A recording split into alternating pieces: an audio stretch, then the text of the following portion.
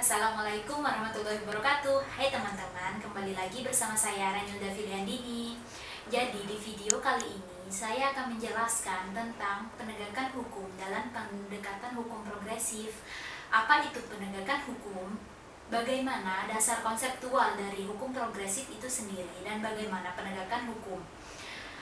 Yang pertama, saya akan menjelaskan mengenai penegakan hukum.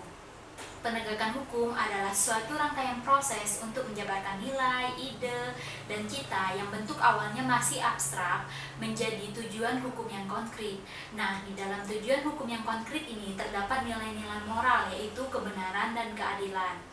Nah, nilai-nilai moral tersebut harus mampu menjadi realita nyata. Yang kedua yaitu dasar konseptual dari hukum progresif itu sendiri. Bapak Sajipto Raharjo melahirkan satu gagasan yang berdiri pada satu maksim, yaitu hukum untuk manusia, bukan sebaliknya. Dan kalimat ini populer dengan kata-kata hukum progresif. Hukum progresif itu sendiri ingin melampaui positivisme hukum yang melihat hukum hanya sebagai institusi formal dan pengaturan.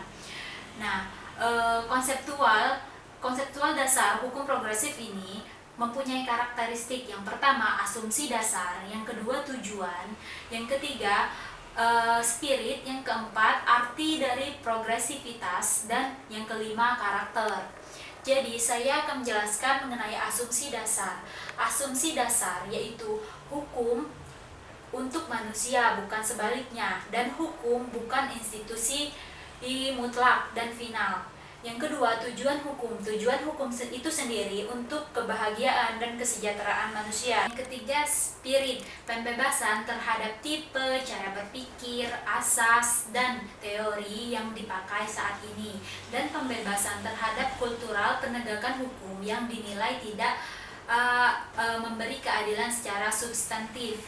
Yang keempat yaitu arti progresivitas, yaitu hukum selalu dalam proses menjadi. Hukum harus peka dengan perubahan sosial yang terjadi di dalam masyarakat, baik itu lokal, nasional, maupun global.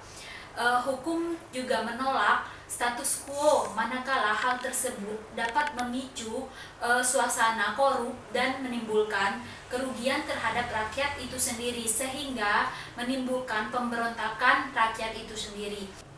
Yang kelima yaitu karakter.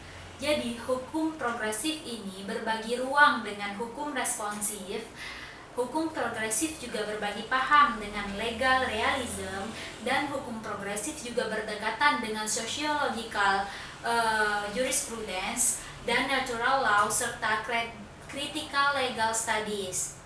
Selanjutnya, saya akan menjelaskan mengenai bagaimana penegakan hukum progresif.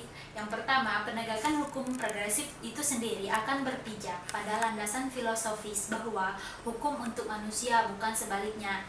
Nah, dalam hal ini, manusia akan menjadi pusat perhatian dalam hadirnya keadilan.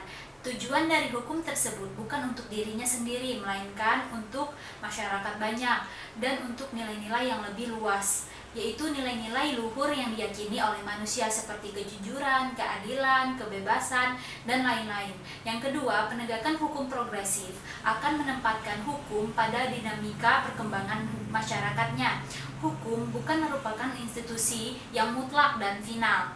Dan yang ketiga yaitu penegakan hukum progresif akan mengambil sikap untuk tidak terlibat dengan status quo dalam berhukum.